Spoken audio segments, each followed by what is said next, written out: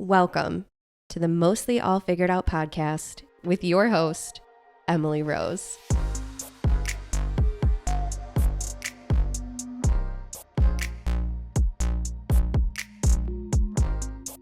Regardless of the career field, the lifestyle, everyone is mostly figuring it all out. This podcast is where we pull back the veil of perfection and share true stories, experiences, encouragement, and of course failures, detailing how people just like you are making it all happen, despite the uncertainty, the fear, the imposter syndrome, the setbacks, the shame, whatever it is.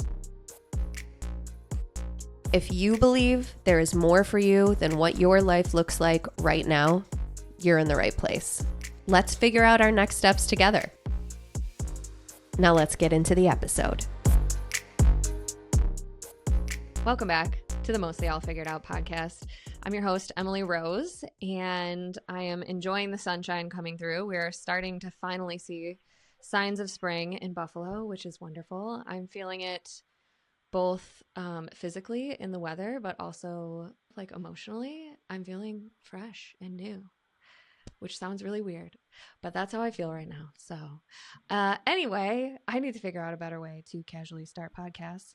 Until then, this is what you're getting today. Most importantly, I have another amazing guest on the podcast today.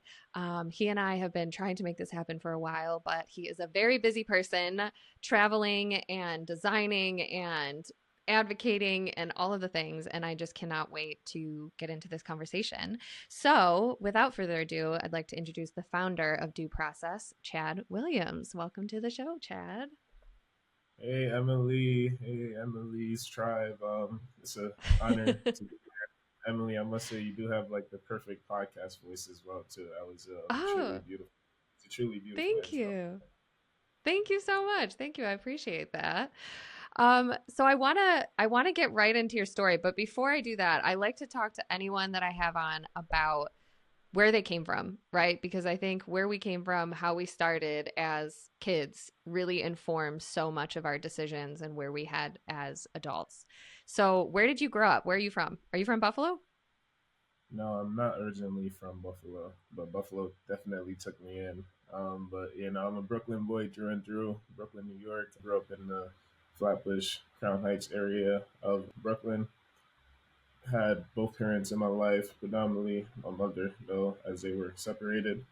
Um, Mm. huge family. Have around like two or three older brothers. Have some younger siblings as well, and then we have cousins that we're all very close together. Very tight knit family. We all grew up together. A bunch of us was around the same age, so it was always fun playing on the weekends or like going over to like a cousin's house on the weekend or something like that. I am of Caribbean descent. My mother is Haitian, and her side of the family is Haitian, and then my pop side of the family, they're from Grenada. So, how you said you have siblings Yes, in addition to all of the cousins. Okay, so where yes. do you fall in your line of siblings? So I am the middle child. Yes, I Okay. am Okay. in the middle. I have my oldest brother, Boogaloo, that's what we call him. His real name though is Patrick. Same mom, different pops. And then my other older brother, Carl, same mom, same pops. And then I have another older brother, Marcus, same pops, different mom. And then there's Chad. So I'm right here in the lineage right now. Uh-huh. Then I Yep. have my younger sister, Brianna. Brianna, she's 1 year younger than me. And then I have another sister, Jolly, who I met not too long ago. It gets crazy. And then I have my younger Okay. brother. Yeah. So it's those three underneath me, and then the three on top of me, and Chad. Okay. So did I hear you say all brothers at the top and then you started sisters after you? Under Is me, that right? Yeah. correct. Yeah, and Interesting. Interesting. that's kind of like how I wanted in my life too. Again, if I was to get like a daughter first, I would not be mad at it at all, and I would embrace it to the fullest extent. But just like the way I grew up, we were able to protect our younger sister and stuff like that. So that's kind of like the same way, Yeah. the same dynamic that I wanted within my own family. Yeah. I love that. I am the oldest of 9 kids Oh and wow. it's me, yeah, and it's me and my sister at the top. So we were the protectors and in a lot of ways. still live that as like they're all I keep saying becoming adults, but they're all adults now, and um Mhm. so it's interesting the dynamics, but I always am curious about that because I do think that where you fall in the line of your siblings does show up, like that stereotypical, if you will, middle child, oldest child, youngest child will sometimes I find play out. So I'm always curious to know if you feel, do you identify as a middle child, or you're just like, no, that's just kind of where I am. All right. So, what are some characteristics would you say would belong to a middle child? And I'll let you know Okay, if I'm being a middle child good based on your question. character. So, well, I know for myself for sure, I feel I'm an annoying oldest child. I'm annoyingly an oldest child, right? Like I am a rule follower. I am I'm very driven. I want to succeed. I want to nurture. I want to take care of everybody. I want to be that protector, all of that. Middle child, I would say, like I'm thinking about my sister Mary, so she's like right in the middle of all of us. Kind of like Hmm. go their own way. They are they can float around and do their own thing and maybe aren't as like under the microscope as the oldest or the youngest would be for different reasons. And so I think they tend to pursue their own path and carve their own story out because maybe they feel like they're right in the middle so they don't have all the eyes on them all the time. You described me to the T. Well, I don't like feel like I don't like have eyes on me, and I don't know if that's the reason why I turned out to be the way I am. Maybe it is because like if that's the typical middle child definition, and then that definitely could be Chad, because mostly everybody else there in Brooklyn still, and then I'm like the only one out other than my sister. She's in Albany, but I'm in Buffalo away from the family. But yeah, no, I wrote down a few little character traits of myself, which I believe to be true for like a middle child. I'm goofy. I like to have fun, and I'm loved. Right. So I Yes. never feel like Yes. those are different things, right? Like I always like to make jokes in serious situations and stuff like that. So yeah, no, I would agree that I am probably like a stereotypical middle child for sure. So what brought you to Buffalo from Brooklyn? What brought me to Buffalo from Brooklyn? So good old Buffalo State, not college anymore, university. So Yeah. during my senior year of high school, so I'll take you back a little bit. So I used to wrestle in high school, and I Okay. started wrestling sophomore year. Before wrestling, I was playing football. I was playing football since Pee Wee League. Then we was always wrestling. Like again, I had a lot of brothers and got a lot of cousins, and then had older Mm-hmm. cousins as well. And they played football and they wrestled and they made us wrestle each other. So it's like it's about to happen, you know. But yeah, I started wrestling my sophomore year in high school.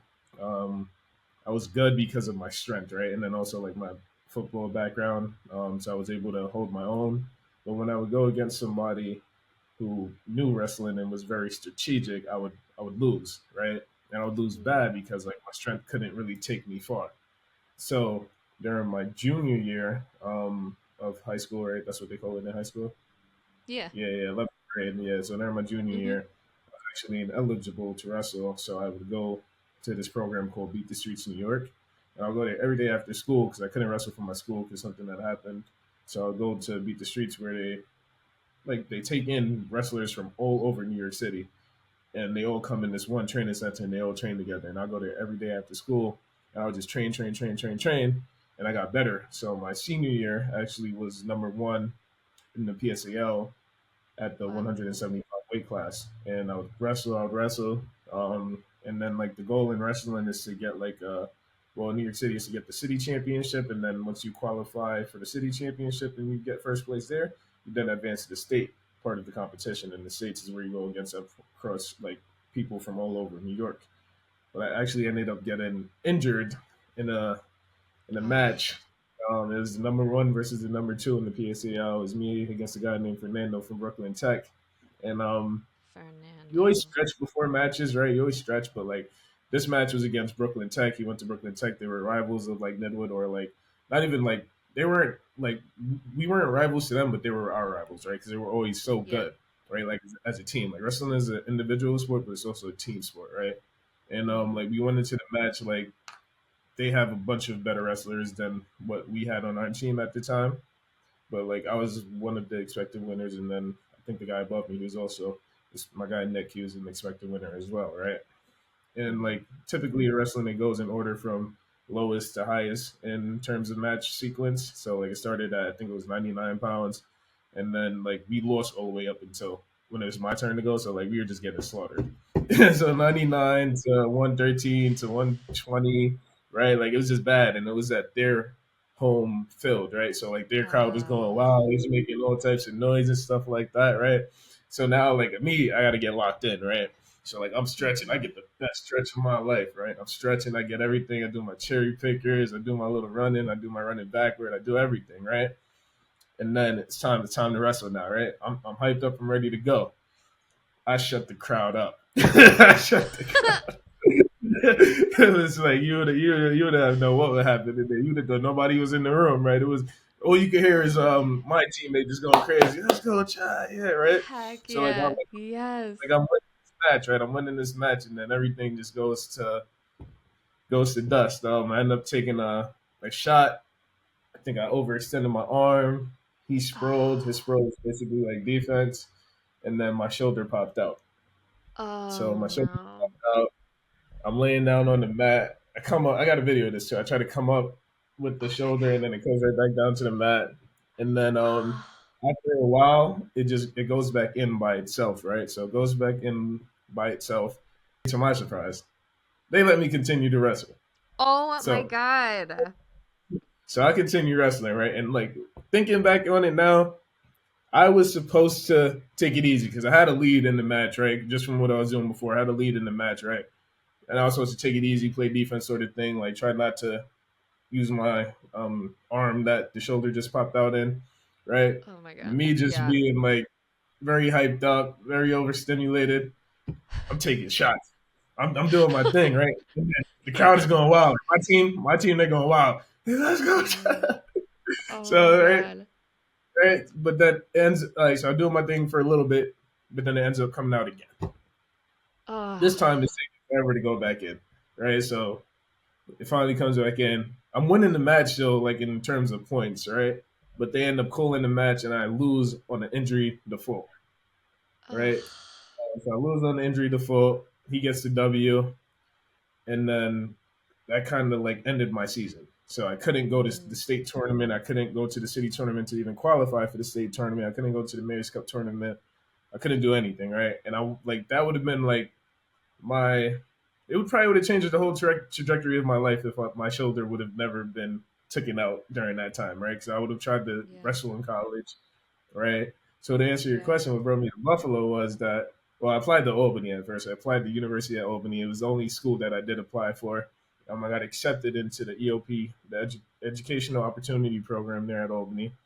They needed a bunch of documents. They needed some tax documents from way back when and whatever, blah, blah, blah. And like my Mm. mom, she didn't have it at the time, right? So she had to request it so that we could get it. So by the time she requested those documents, I got them and then I tried to turn them in. They said it was too late. The EOP program was full. Ugh. But I feel like I'm a very blessed, highly blessed individual, and I feel like God looks out for me. So like I think the next day or that same day, I seen the advertisement. I can't remember where the advertisement was. I don't know if it was on the side of a bus. I don't know if it was on TV. But I seen the advertisement for the Great Buffalo State College at the time saying next Wow. day admissions being accepted. So go on my computer, fill out the application to go to bus day. I get a call the next day. I think the guy's last name was the same last name as mine, Williams. And he's like, hey, you're accepted into the Educational Opportunity Program at Buffalo State College.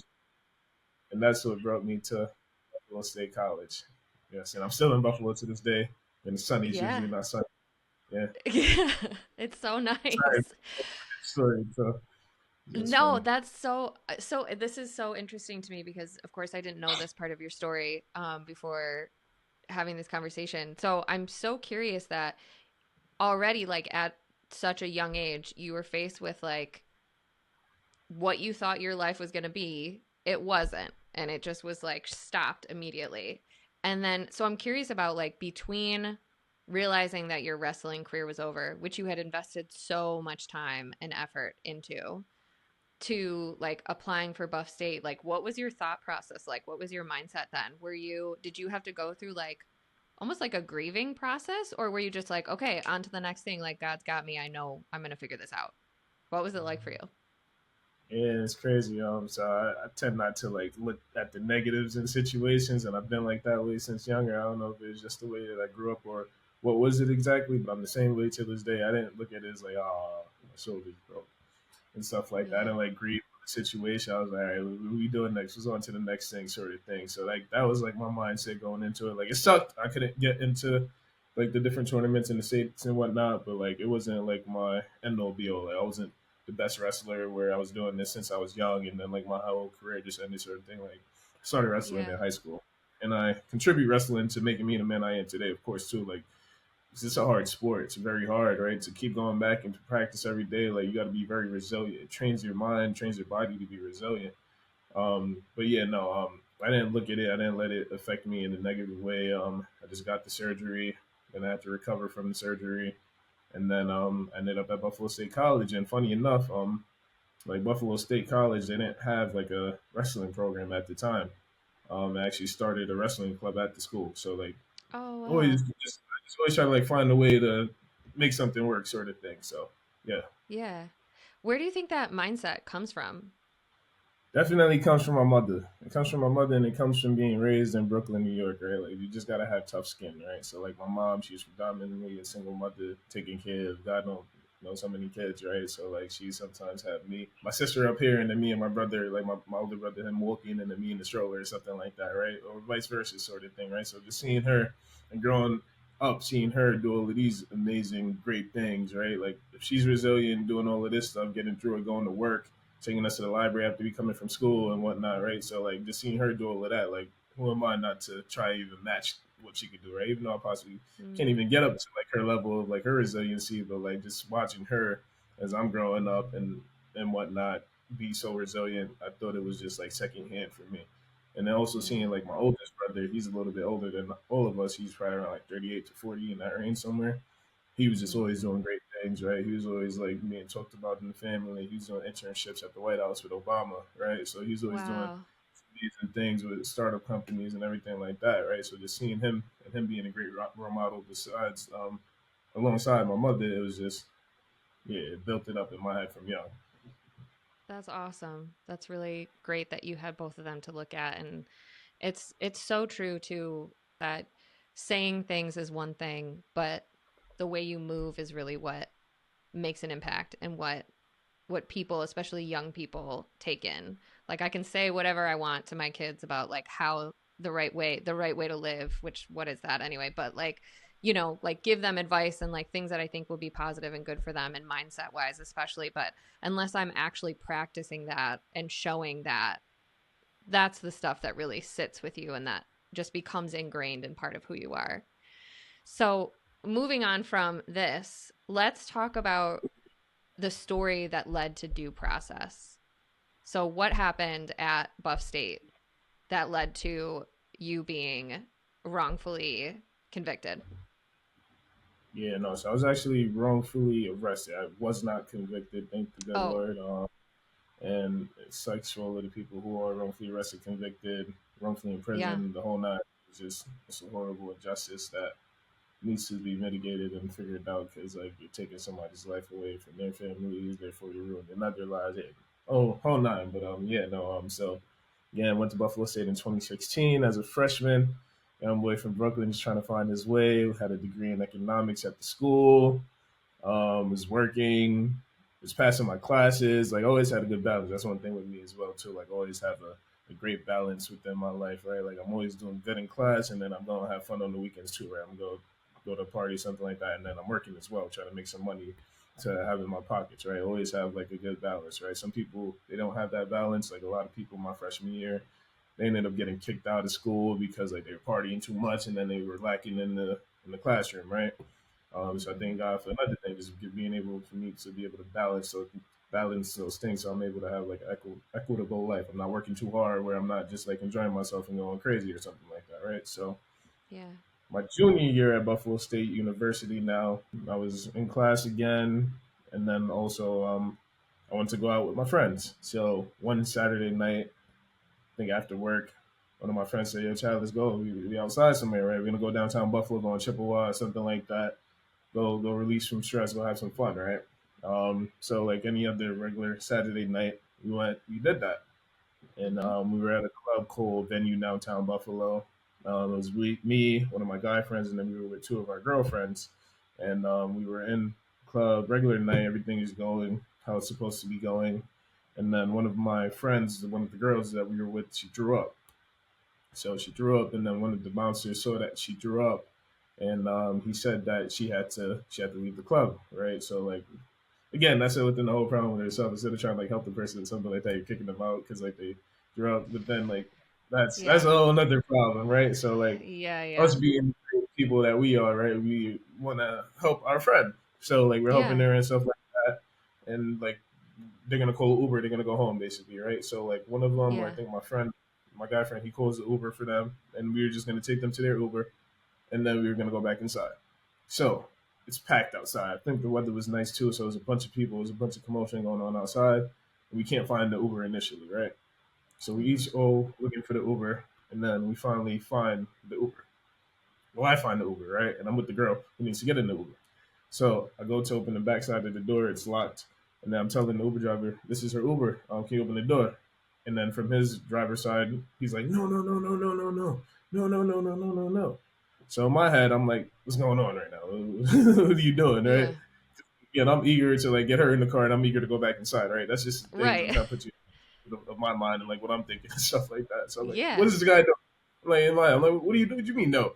Right? Yeah. So I go around to the side of the car, right? And I'm trying to tell the guy, I'm like, this is an Uber, can you let her in the car? But before that even happens, I see he's bleeding down the whole left side of his face. Right? And Mm-hmm. he's in the car at this time. His window's up. I just see he's bleeding down the whole left side of his face. In my head, I'm like, oh shit. Before I'm able to do anything, two police officers coming behind me and like, excuse me, sir, step away from the car. I'm like, this is my friend's Uber, I'm trying to get her in the Uber. They're like, step away from the car. So I just back up at this point. And the officers, they tell the guy, is like, are you the one who called in this soap? He says, yes. He's like, who did it? He points at me, right? Now in my head, right, like, I'm real frantic at this point. I'm like, no, no, no. I was like, I didn't do it. I didn't do it. I didn't touch him. Look at my hands. I'm like, there's no blood on my hands. I didn't do it. Ask him again. Ask him again. It's like, I'm sorry, I can't really. I haven't told this story in a while. I'm trying to think everything, but basically, they Yeah. tell me they don't pay attention to anything I'm saying. They say, put my hands behind my back, right? And Oh I, my I, I god. like tug a little bit, right? I'm like, yo, I didn't touch him. I didn't touch him. I asked my friends. My Right. friends is like, they're saying like, he didn't do it. He didn't do it. I'm telling them, look at my hands. They're like, they don't care about anything that I am saying. They don't. Again, this is why they didn't give me any due process, right? Due process refers Yeah. to fair treatment through the judicial system, right? They didn't listen to anything I said. They just took this guy's word for it and was not trying to hear anything I was saying. And they threw me in the back of a cop car, right? Handcuffed me in front of everybody for everybody to see. Handcuffed Oh. me, put me in the back of the cop car, right? And just me So you're being, trying to help your yeah, friend. You go out mm-hmm, there. You can't even like right, get in this car. And then this guy is like, mm-hmm, he did this to me. And they just throw you in the car. right, exactly. Like they didn't do any Crazy. type of process. They didn't go to look at the cameras. I'm like, I'm telling them all this. I'm like, go look at the camera. I didn't touch this guy. Like it's downtown Buffalo on Chippewa. I'm telling them, yo, go look at the camera. You telling me I did this? Go look at the camera and tell me if I did it again Right. after that, right? And Right. like it was just like is a very unjust situation, right? And like think the good Lord, like I'll get into that later, but yeah, no, they put me in the back of the car. And like mind you, I'm from Brooklyn. I grew up where I grew up, so the thing I ain't really never have to encounter nothing like this. I Yeah. came to Buffalo to go to school. I'm working a job. I'm getting good grades, and that's when this decided to happen to me, right? Yeah. It was just a crazy situation, right? I just think, good Lord, that I got such a strong head and I don't let stuff bother me like that, right? Because it was Yeah. horrible. Like back of the paddy wagon, my hands behind my back. I'm telling them, yo, I didn't do it. I'm pleading to them. I'm pleading to them. I'm telling them all of this. They not paying me no mind at all. Like they didn't give a shit that they was about to ruin my life. They just had me in the back, another black person going to jail, right? So now Yeah. we get to the station, right? I'm like, mind you, I've never really been through a situation like this before. The only thing I can really know about is from the movies and stuff like that, right? So Right. like Right. I gotta toughen up now, right? So I get out the police car, they bring me into the booking station, right? and like I guess this like a regular occurrence for them to like pick up people from the bars and stuff like that. Is probably acting belligerent or whatever, right? It's this one dude, I tell you he's a younger guy, probably like a college student as well. He was like crying and stuff like that, all of that stuff, right? Like, oh man, you gotta toughen up, man. You can't go. You're coaching people. It's like I know what's going on. It's like you can't go in there like that. You gotta toughen up, man. Wipe your face. I'm telling him this. Mind you, I'm messed up in my head. I'm messed up in my life. Right. I'm telling you, you can't be doing it. What you do, you can't be doing that shit, man. Toughen up. But yeah, now basically they put me through the system. They do the mugshot, they do the fingerprints, they do all of that shit, right? Like, it's a real serious thing. You know, I was joking just now. Like, it's a real. They do the fingerprints. Yeah. I'm like, what the fuck? This shit just over this bullshit. Like, what's going on? Just right. Like, I was just in school. I was just working. I was just having a good time, and then I just turned to this. I'm doing fingerprints, right? They telling me ink. They telling me hey, look straight at the camera. This is where it got me though. So like going into the jail, they got to do like they got to make sure you're not bringing nothing into the jail, right? So Sure. like they bring you in this room, right? And it's like two doors, one door on this side, one door on this side. They bring you in through this door, right? And you gotta walk in. I think it was one. It was a dude. It was a guy. It's a big police officer, right? And then the other door, right? In order to get to that door, you have to strip in front of this guy. Then you have to bend down and squat, right, No. to make sure you don't bring anything into the thing, right? So now I'm trying to plead Jeez. with this guy, right? I was a little tough before I got through the door. I was all whatever, blah blah blah. We gonna figure it out. But now I'm like feeling like my rights is being taken from me because especially since I didn't do anything, you telling me Literally. I gotta get naked in front of you, this big dude, and squat. So that's where it fucked No. me up. I started like little tears came out my eyes and stuff. I'm like, that's Oh. crazy. Yeah, so I Yeah. had to do that, and then I had to see the judge in the morning. Saw the judge in the morning. Like whole time when I was in there, I didn't want to sleep anything. I didn't want to eat nothing that they gave me because like I felt if Yeah. I was doing that, like I was telling them that like, nah, I'm guilty. Right? That's what was just going through my head. Right? I ended up Yeah. eating something like I ended up eating one of the things that they gave me. I couldn't hold out too much longer, but like I think I ended. Matter of fact, I didn't eat it. I don't remember. I can't. Yeah, I can't remember. But see the judge in the morning. See the judge in the morning. It's a Hispanic lady, right? I'm thinking that like they line this up, everybody going, right? They got some people from the prison, stuff like that, doing their case, and they got the other people that they picked up from the night before, whatever. It's a Mm. Hispanic lady. I'm thinking like I'm gonna go to her. I'm gonna tell her everything that happened. She gonna believe me. That's what's going through my head. Mm-hmm. She looked at Because me as if obviously, because how could she not? Like, you I, didn't do this. right, like we relate. You Hispanic, you minority as well. Right? We Right. here. That's Right. what I'm thinking in my head. And she looked at me if I was the devil himself. I was like, this is crazy, right? So she appointed me a public defender. She didn't really care about anything I had to say. So I was like shocked within itself. I was like, wow, this shit is crazy. All right, but anyways, long story short, she appointed me a public defender. The public defender was very lackluster. He Ugh. didn't answer my phone calls. He didn't respond to any emails. Nothing. That's what she gave me. She gave me two things that day. She gave me the public defender, and she gave me a next court date to appear in court. Right. So like Mm-hmm. ahead of that court date, I'm trying to get in contact with this public defender so I could again plead my case to him. Like, oh, I didn't do this. I got Yeah. this witness. I got this witness. I got this witness. Got the cameras. Like, I don't got the cameras. So I'm like, let's go get the cameras, right? Because I don't know how to obtain the cameras. Right. That's How how to I do just. that. But I can't get in touch Yeah. with this guy to tell him all of this stuff, right? So Ugh. the day before the court date, I have to go to his office. I have to just, I'm going in there, right? Mind you, I'm still a student at this time. I'm still Yeah. working. I'm still in the foreign land. I'm in Buffalo. I don't know much about Buffalo. All I knew was the Buffalo State campus within my 3 years of Buffalo. I didn't really know too much. Didn't have a car at this time, so I'd be taking the bus everywhere. I'm missing Yeah. class, right? I'm missing work for some of this stuff, right? So like that's just to put it in Yeah. like perspective, like how my life was going, right? Right. So From I'm missing, something you missing, did not even do. And now all of this stuff is disrupted. It's costing you money. It's costing you so much time. Like, wild.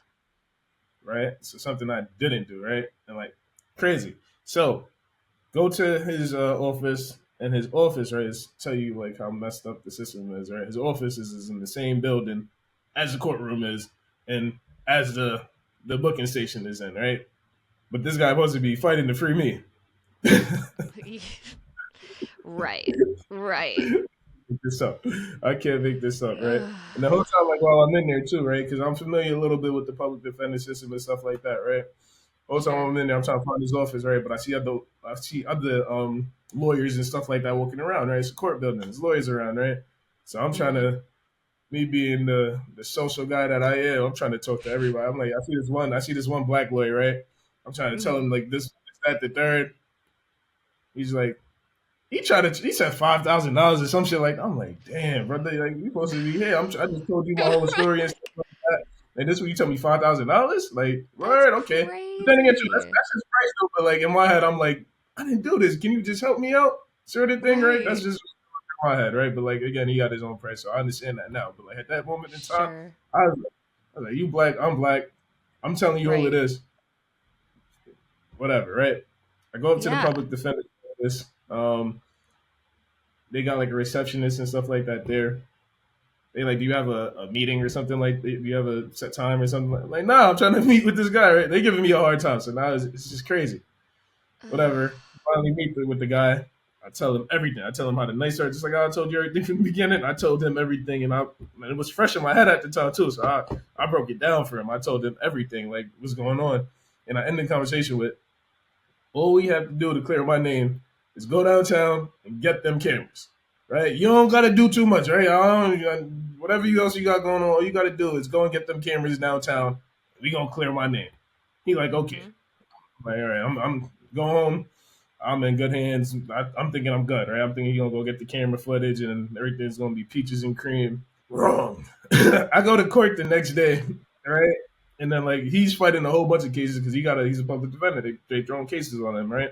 He's fighting a bunch of Sure. cases and stuff like that. I go try to talk to him, try to like everything good and stuff like that. He like kind of like not waved me over, but he wasn't really diving too much into information, I guess, because he had a whole bunch of other cases going on.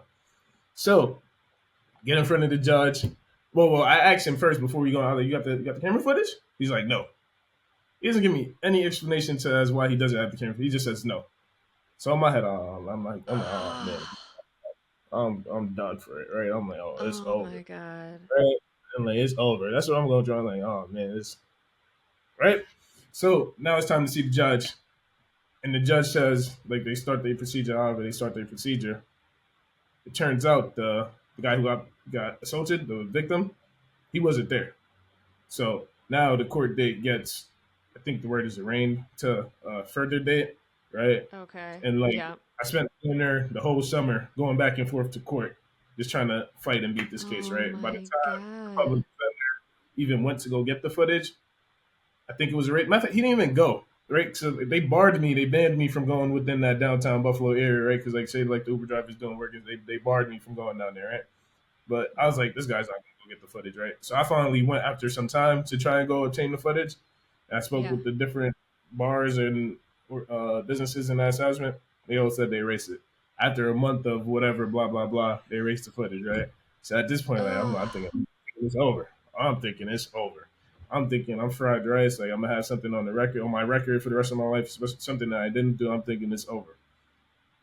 Luckily, by the grace of God, so like going back and forth to court, mind you, from Brooklyn. I live in Brooklyn. I don't stay on campus. I mean, I stay on campus, so like during the summer, I don't have Right. anywhere to stay. Luckily enough, my friend he lived off campus, so I was able to go every time I had to come back up to Buffalo. I had to find my way to bus or the Amtrak or something like that to get back up to Buffalo from Brooklyn. 6 to 8 hour More commute. money. Oh I had my to go, God. I'm in college, right? I had to go stay with my friend, right? Luckily, he let me stay with him and stuff like that. Big shout out to him. And I gotta go try to fight this case. I had to do this like 3 to 5 times throughout the summer, right?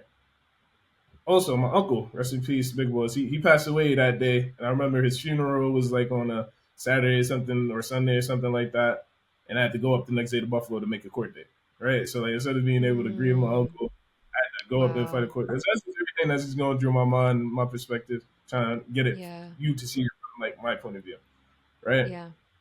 But luckily, by the grace of God, the assault victim, whatever, came to his senses. He said he was not sure of my identity, right? He wasn't 100% sure if I was the person who hit him or not.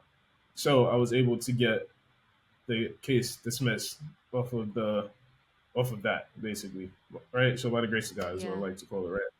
Yeah. So following the situation, that's when I was a senior going into, I was a senior at Buffalo State now. I wanted to do something to share my story, right?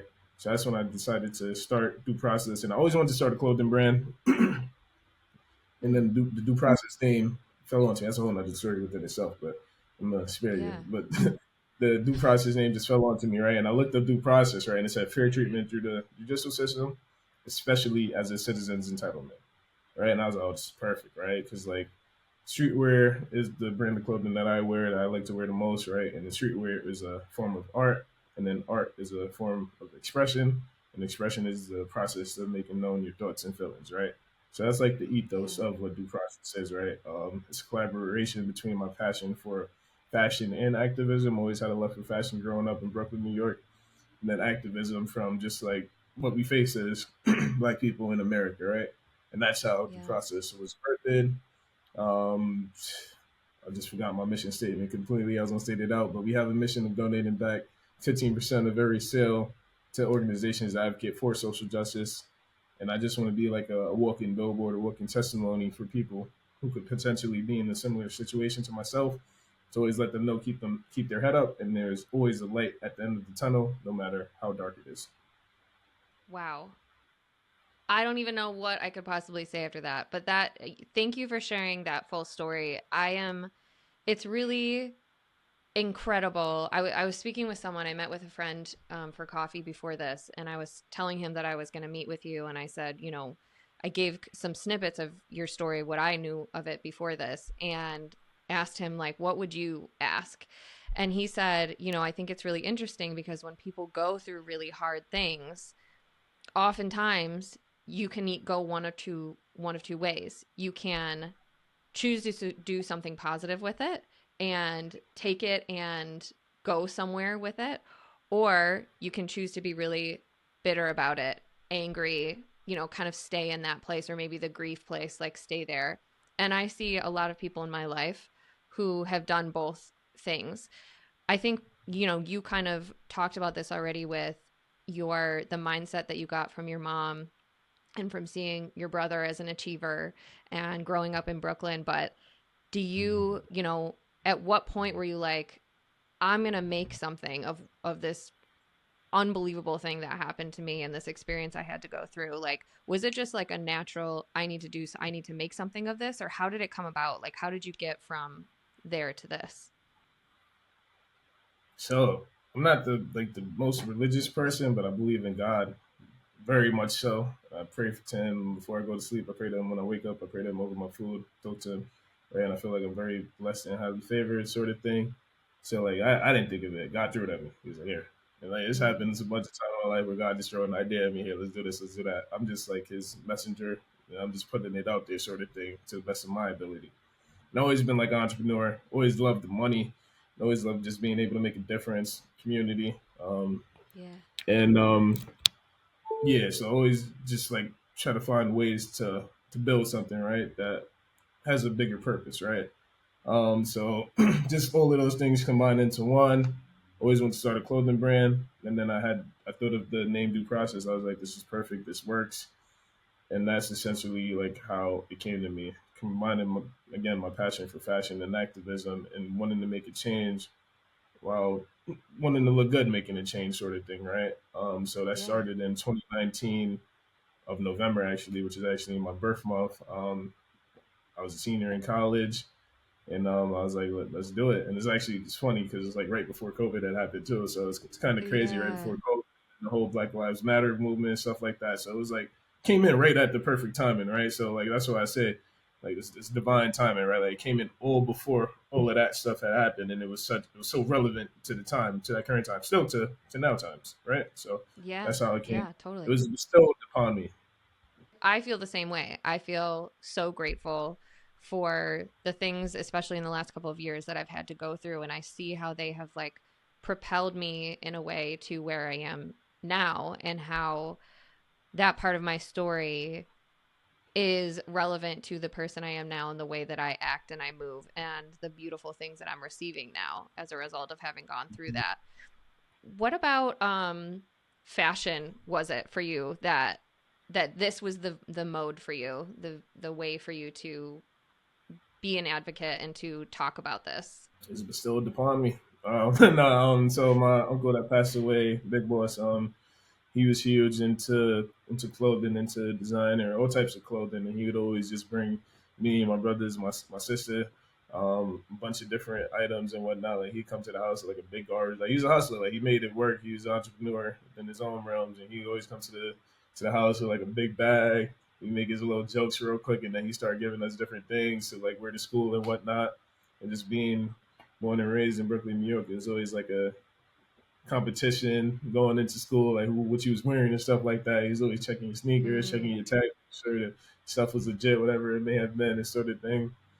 So that's what, like where the original love for clothing came from, and always wanted to have again just being an entrepreneur from young, from shoveling snow to mowing grass to selling candy, right? Like just doing all of those things, right? I was like, I always wanted to have a clothing brand, my own clothing brand, and in a sense, it wasn't dooProcess at first, right? It was a whole other brand name, right? But dooProcess just came to me. It was yeah. bestowed, um, and yeah, like I just feel like fashion is a way of just expressing yourself, right? And I wanted to be Yeah. able to express myself because I'm not like the best speaker. I'm not the best public speaker, right? So I was like, what ways can I express myself? And then it's a form of art, right? Making known your thoughts and feelings. So like that's really how the clothing part came about. Like, I always wanted to have a clothing brand, just entrepreneur in me. And then the cultural significance part of it came from the injustice that happened to me. And then I combined the two to just make due process. Yeah. It seems like there, and maybe I just wasn't aware of it before, but there seems to be a really like vibrant fashion industry in Buffalo now. Like it seems to be something that I'm seeing all over the places. There are fashion shows happening. There are different designers and artists, and I even, I saw you doing a fashion show at the event at Grey Cliff last summer.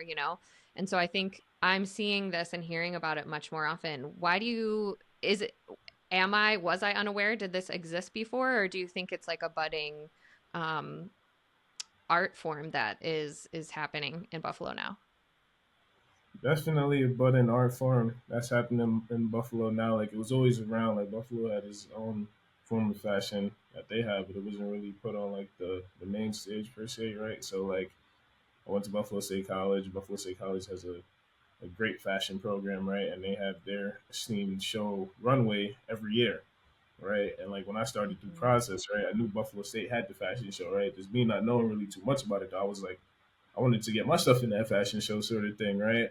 And it's me from seeing like fashion shows and whatnot. I didn't see like my stuff because like at the time I was just doing like sweaters like with my logo and stuff on it, and then I would see like a fashion show, I see all this exotic stuff. Because I'm not a designer by trade, right? Like I don't know how to sew, I don't know how to do anything. Right? I just got a vision. I'm able to implement my vision, make it happen. Basically, like just find out a way to make it Yeah. happen. So like when I seen those type of fashion, I was like, oh, I don't think I get my brand in there, right? Because I didn't see it like fitting on the runway criteria sort of thing, right? So I wasn't able to get my stuff in there for that reason, and just me thinking it, and then COVID had happened, right? But I always wanted to just like have my own fashion show, right? Like for due process, right? Because I didn't see myself being in somebody else's fashion show because of the way their looks were looked and whatnot. And I always wanted to have my own fashion show. So me and my great friend Dan Abitoy, Dan is big on the startup scene in Buffalo, and I worked in the startup scene in Buffalo as well when I graduated college. And we just both like-minded entrepreneurs want to make some stuff happen, right? So he's like, "Yo, let's throw a fashion show for Buffalo." Right? It wasn't just going to be due process. We're going to throw a whole fashion show for Buffalo, right? Because like he's like so much different designers and stuff like that. Some people are probably thinking like me, "Oh, I can't get my stuff up there." So let's throw a fashion show for Buffalo, right? And like we'd always talk about it, but more times than not, we weren't doing anything about it. Like we'd always talk about it. We get together sometimes, talk about it. Nothing ever came from it. And then one day, something clicked in our heads. Like, all right, let's do this. So we did it. So I was like, Dan doesn't really know too much about fashion, right? I was like, I got my fashion thing. I ain't really the biggest fashion guy, sort of thing, right? So I was like, we got to recruit some people to bring this idea into fruition. Sent to my older brother, said, never underestimate how much more important the execution is than the idea, right? Because like Mm-hmm. meaning basically like everybody has an idea, but it's upon you to execute on that idea. Like I feel like due Right. process is a great idea. I feel like it's the best thing in the world, right? But if I don't execute upon that idea, it'll just be an idea, right? So Right. started recruiting the team. That's when I got my brother Iman Wajed. He was doing a marketing internship at the Buffalo Niagara Medical Campus. Walked in there, he's looking like the Black James Bond. He had a nice suit on. He was just doing his thing, right? He just like radiated in the whole room. His energy was like pure. It was beautiful. It was amazing. I told him, yo, we're at the very early stages of planning the fashion show. Would you like to be a part of it? He's like, yeah, let's do it. Then I met my brother Rodney through my other brother slash mentor, Najee Bolden. And not Rodney, he's a calling the fashion guy, fashion guru. Man, very few words, but very impactful words. Like when he talk, you listen, sort of thing. As he gets like a bunch of our Mm, catchphrases beyond the dreads, meaning like we're going beyond the dreads, right? Like we're doing way more than just fashion, sort of thing. Met him at an event that Najee introduced me to him. Told him the same thing, very early stages. How'd you like to be a part of it? He's like, let's do it on the team. Then I knew Kane prior to all of them. I knew Kane through like the Western New York MMA gym because again, I wrestled. I used to be a yeah. wrestler back in the day, and like we'd roll around and stuff like that. We followed each other on Instagram. We seen that we both had a passion for fashion. Not to be cliche, but we seen we had a both passion for fashion, and he invited me to the soft launch of his brand at the time, which was named New Sun Studio. And I walked into this man's studio. I was mind blown. He had 3D printing machine going. He's just so creative. He's a creative genius. He was a rocket Cool. scientist by trade. Went to Buffalo University of Buffalo for aerospace engineering, and now he left all of that to just focus full time on his creative endeavors. And I was like, Wow. "Yo, bro, we're doing this. How'd you like to be Yeah. a part of it?" So that's when we like to say we formed like Voltron, and we each had like our own like specialty that we were good in, and we started Yeah. building like Bob, right? So like we started building, right? We started like bringing it into fruition. And we had our first ever show. Like we announced it on July 16th, 2023. And 2 months later, September 16th, 2023, we had our first ever show, Buffalo Fashion Runway, at Confluence of the Arts. And that was like the spark. That was like the spark to Mhm. ignite all of the different creativity, fashion organizations, developments in Buffalo, right? So like, not even because like Fig Buffalo, right? They're another fashion organization in Buffalo. They probably announced 2 weeks after we announced, but they've been planning their thing for like 2 years, right? But they just never acted on it until they acted on it, sort of thing, right? And then Yeah. other organizations like Buffalo Fashion Week, Restoration, and a few other organizations, they all came about, and like the scene here in Buffalo has just been burgeoning with a bunch of different fashion related things, and it's a Yeah. beautiful thing, right? We're giving jobs to people, we're giving stuff for people to do on the weekends and things of that nature, right? And it's a beautiful time for fashion and the arts in general in Buffalo, and I'm excited to see what these next few years have in store. Yeah. It's so cool. I'm ashamed to say that I still haven't gotten to any shows yet. So I really want to. Are there any coming up? Like when's your next show? Our next show, so we typically follow the Fashion Weeks calendar, and the Fashion Weeks are typically held in February and then also September. We just had our Okay. last show in February at the Connecticut Street Armory, and then the next big one will be in September. But Cool. we want to have a summer show, right? Nice. Okay. The few months that the sun is in Buffalo, we want to have a show during that time, right? So Love it. So we're gonna have a summer show. So more to come on that. We're still planning, trying to figure stuff out and whatnot. And then we also do a bunch of community work as well. So in between the times of the fashion shows, we're in the high schools, we're in the the maker spaces like the Foundry, right? Just different places like that, doing a bunch of different community work. We actually have an event coming up with the YMCA tomorrow, March 22nd. So by the time you see this, you won't be able to come, but just know you missed it. Sorry. Yeah. So we're with the YMCA, right, for their community line dancing event, just trying to bring some of our audience into their space on William Street, the YMCA William Emsley location. It's in support of their annual fundraiser campaign. So we just do different partnerships like that to help introduce our crowd to different community organizations that are doing great things to overall make Buffalo a better Buffalo, which is one of our values and mission, whatever, blah, blah, blah. That is fantastic. This is great. And I'm going to try and include as much information in the show notes as possible where people can go and find information, where they can follow you, all of that. Last question. I see what time it is. So, last question for you. Mhm. Let's pretend it is your last day on earth. You've had a super fulfilling life, okay? All of the goals, all the things you wanted to do, you did. You had an incredible impact. So many people were affected by your work. So many people were uplifted by the things that you do. What are you can only leave behind 3 lessons that you learned over your time on Earth, what are the 3 lessons that you would leave behind? All right, so the first one would be live life, live free. Basically meaning like don't stress too much things, right? Just try to like get by it. Don't really think too hard and too many things, right? Just live life, live free. A second thing would be, I mentioned it earlier, never underestimate how much more important the execution is than the idea. Everybody can have a good idea, but it's on you to execute on that idea and bring it into fruition. And then the third thing would be, I don't know. Let me see. Spend time with your family. Family is very important. They keep you grounded. They keep you all around well rounded. So spend time with your family. Don't forget about your family. Um, Keep them updated with what you got going on. Because sometimes I like with keeping them updated with what I got going on. So just like spend time with family and be intentional about spending time with family. Beautiful. Chad, thank you so much for taking this time and sharing your story and where you're going and the things you're doing. I love following along and seeing you at events and hearing about the stuff that you're up to. You are really doing incredible big things and making a real impact on so many people already. So I'm just so excited to see where you go and what happens next. Thank you so much, Emily. And thank you for having me on this podcast. I usually typically don't like really doing these podcasts, but you made it such a comfortable and warming, welcoming space. Like I think this is probably my best podcast to date for sure. So and that's all due to you and like you just asking the good questions that you asked and just making it again such a welcoming space. So thank you for having me on this platform to talk a little bit about myself and what I got going on to make this world a better world. Absolutely. Thank you. I'm so honored that you trusted me and that you shared the way that you did. So, if you liked this podcast, please share it because, of course, you did. And please follow Chad, follow Mostly All Figured Out podcast. Thanks for listening, and we'll see you in a week. If you enjoyed this episode, there's a few things you can do to really help your girl out. Please subscribe, rate the podcast, give me a little review. All those things really do help me in a lot of ways. And this year, I'm really trying to expand my reach. I'm trying to get this podcast in front of more people who might need it. My people, our people. So let's keep growing this beautiful community of nice people who are just trying to be their best selves.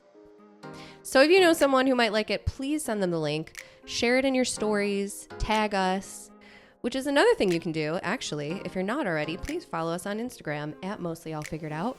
I've actually been very good about posting new episodes every Friday, so you can see who is up.